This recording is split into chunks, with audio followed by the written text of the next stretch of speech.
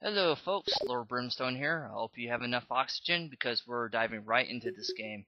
Well, you guys voted and we're doing Seek and Destroy. You suspect illegal breeding on the island due to a discovery of a baby raptor hidden deep under the volcano. The caves under the volcano are large, so you have attached a transmitter to the baby raptor in the hope to track it back to the nest. When you have found the nest, you must plant the explosives and exit the volcano before the blast destroys yourself. Accept mission? Sure. Anyway, here's the game, and here's us. We have two different types of weapons. This is our rifle from our lethal weapons section. We also have machine gun and shotgun. Here's our non-lethals. We have a cattle prod. You can charge it up and fire Kamehameha waves. We also have a needle gun, and we have a gas rocket launcher. So we need to use both for keys to success. Anyway, here's one of the principal enemies of the game, Raptor. Comes in three varieties, green, brown, and gray. The gray, being the ones we're fighting right now, are the most annoying and the most dangerous. Green's the easiest, and brown being, the middle ground. So, now we enter the volcano, principal area of this stage. And I'm not really going to go into plot per se, I'm just going to go through the basics of the game.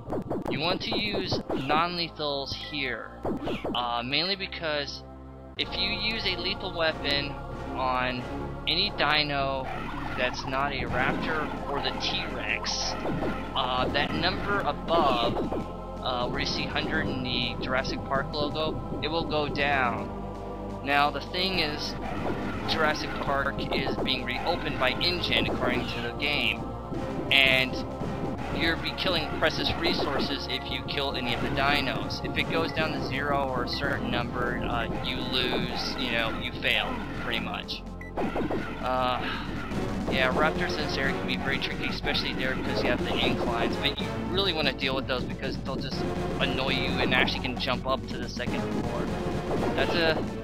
That's the spitters, the Dilophosaurus, or however they're pronounced. Yeah, they're the shooters of the game, so you want to kill them before they actually hit you. Now, you're probably asking yourself a question. If we're using non-lethal weapons against the dinos, why do we need lethal weapons? Well, the answer being, we have other enemies besides dinos in this game. If you noticed in the intro, we have human opponents. Biosyn, the evil corporation of this game, and actually from the books and the movie, decided to basically take Jurassic Park by force. So, in addition to dinos, you will be fighting their PMC or, armed forces. I'm assuming it's a PMC. So yeah, we have to avoid lava and ground waves too. Pretty much anything in the volcano is out for our blood, or to burn us. We want to take it very easy here, and as a transmitter, apparently the raptor dropped it. Either that, the parent was smart enough to take it off the baby, So, and be careful here because the bridges do collapse, you saw before, and we have fire waves. All of a sudden, this has become life force. So yeah, here's one of the most harder parts of this level. We want to switch to gas rockets for our non-lethals and shotgun to our lethal. So as you walk in the door, pump 3 times in this thing. If not, that sucker will rape you because you cannot jump. Now there's going to be raptors coming out the yin-yang here. I'm going to take it slowly and take them out as they come. Unfortunately, as that guy just showed, sometimes they come right after another. That guy sometimes comes out, doesn't. Go figure. And I don't know how, but apparently the raptor has, dodge mode. Technically we have that too. Controls in this game is you can jump, as you've been seeing me do repeatedly.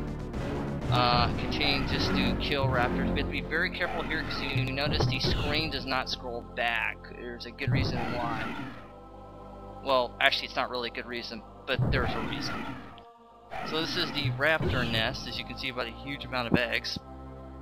They have been busy little bees, haven't they? Must breed like rabbits. So yes, that's our time bomb. When we set it, as soon as we kill this raptor, run. Run like hell and just kill the first raptor comes out, make some jumps because there's fire behind us. And if we get by the fire, game over. And at this point, you just want to keep shooting. Don't worry about wasting your ammo, just pump out because you take one hit from the raptor, you may not die, but it'll push right in the fire and you will die. And we very cinematically escape. And we have completed the mission, yay! But it's not over yet, because now we enter the second part of this game. As you know, we have 6 missions we can choose, but after each mission there's an emergency mission. Now this is a set pattern, it cannot be chosen. This will always be the first mission, the scientist radios for help. Basically we have to rescue a scientist who wandered on his own and Biosyn's trying to kidnap him.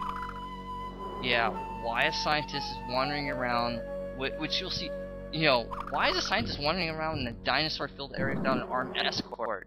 And there's a principal, my most hated human enemy, the flamethrower. Takes a bunch of hits, usually positioned in the worst possible areas, like his brother, the Grenadier there. And his flamethrower, once it hits you, will just eat your life, you know, in like 2 seconds.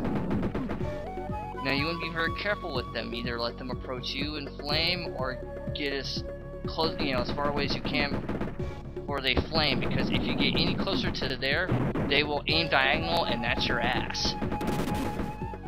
So yeah, as I said, the Grenadiers are also positioned in them. Now, in this area, you primarily want to stick with your lethals. You can avoid the compies or whatnot, and just follow the path I'm going here, which is straight, and don't go through that one because it'll lead to dinos. In fact, that's how you can tell that you're going the wrong way, is if you encounter Dilophosaurus or raptors. That's how you know you're doing it wrong. And of course we got electrical fences, why not, you know. And that's one of the principal annoyances in this game, is the enemy's position just in the worst possible places to screw you over. So you see there are 2 Grenadiers, it's almost impossible to get through. And I don't know.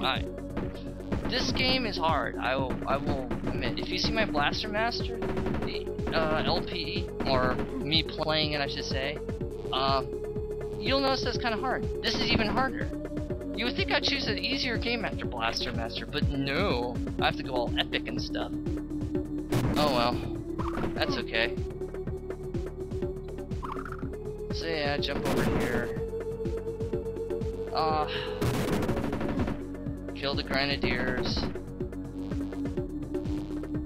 So yeah, we have to, even though we have to take it very easy, and here is the most worst possible place for flamethrower. He's back behind a wall, and you have to jump up and fire just right for the downward blast to hit him. If you go up, you can't hit him well enough to not take a huge amount of gout of flame in the face and die. Believe me, I've tried many times.